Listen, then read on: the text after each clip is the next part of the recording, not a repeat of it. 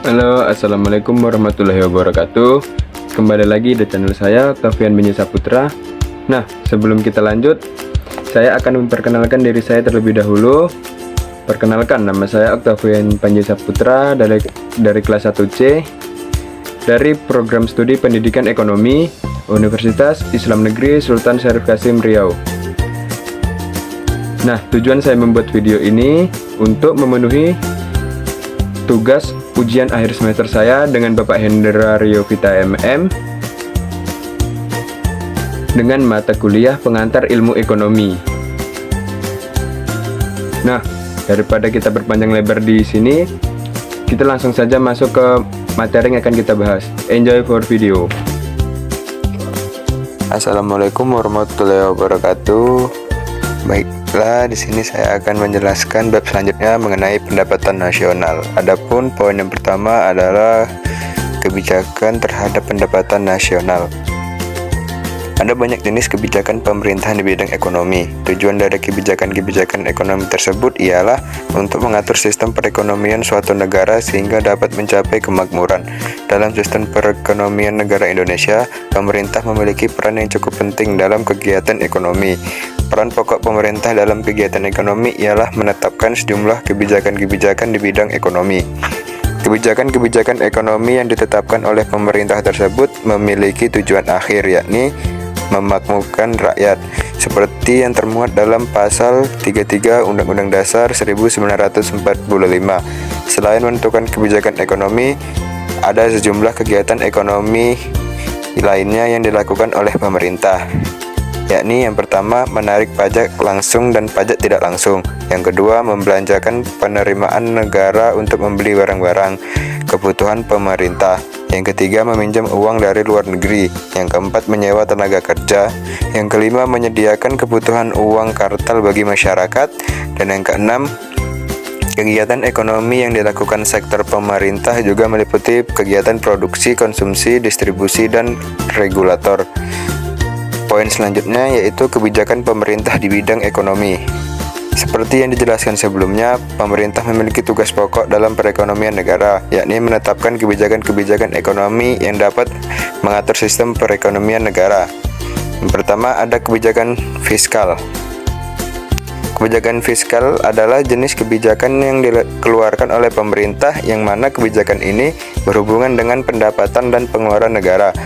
Kebijakan ini juga berhubungan dengan anggaran pendapatan dan anggaran belanja negara. Contoh kebijakan fiskal ialah pengalokasian APBN untuk sektor kesehatan, relaksasi pajak, tax amnesty, dan sebagainya. Adapun kelebihan dan kekurangan kebijakan fiskal. Berikut kelebihan yang dimiliki oleh kebijakan fiskal. Yang pertama, kebijakan fiskal lebih mudah untuk mengontrol pendapatan dan pengeluaran negara. Yang kedua, kebijakan fiskal berguna untuk menutupi kekurangan dari kebijakan moneter, dan keduanya sama-sama berperan penting untuk mengatasi masalah deflasi inflasi. Yang ketiga, kebijakan fiskal banyak dinilai lebih efektif dibandingkan kebijakan moneter. Sementara itu, kebijakan fiskal juga memiliki sejumlah kelemahan seperti di bawah ini. Yang pertama, kebijakan fiskal lebih bersifat kaku atau kurang fleksibel karena harus melewati birokrasi yang cukup rumit, yakni APBN. Yang kedua, kebijakan fiskal dapat menimbulkan pandangan negatif dari publik atau masyarakat karena berkaitan dengan peningkatan jumlah pajak. Selanjutnya, setelah kebijakan fiskal, ada kebijakan moneter. Kebijakan moneter adalah kebijakan pemerintah yang bertujuan untuk mengontrol dan mengatur peredaran uang. Kebijakan moneter juga bertujuan untuk menjamin kestabilan dari nilai uang untuk menghindari inflasi.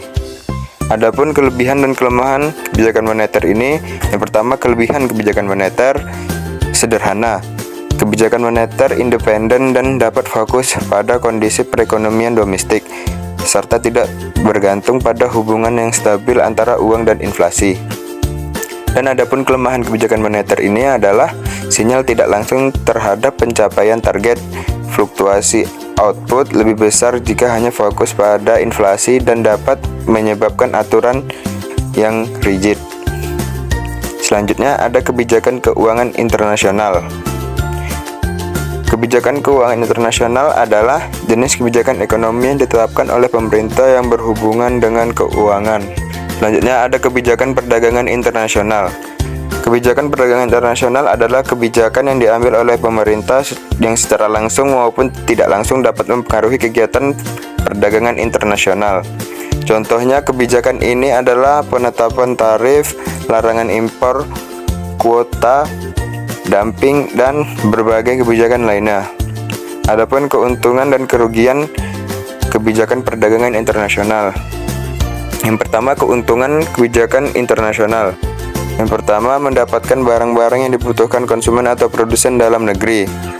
Yang kedua, barang-barang yang dimaksud adalah barang yang tidak bisa diproduksi di dalam negeri maupun yang sudah bisa diproduksi tetapi masih belum mencukupi kebutuhan masyarakat di dalam negeri.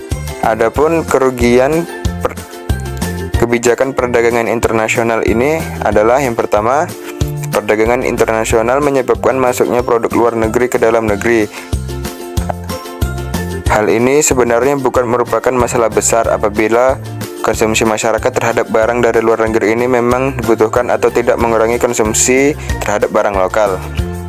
Yang kedua, besarnya konsumsi terhadap barang buatan luar negeri akan berakibat lebih buruk terhadap keberadaan industri kecil yang sedang tumbuh di Indonesia.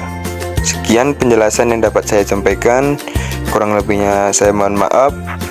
Jangan lupa like, comment, and subscribe. Saya akhiri. Wassalamualaikum warahmatullahi wabarakatuh. Adieu.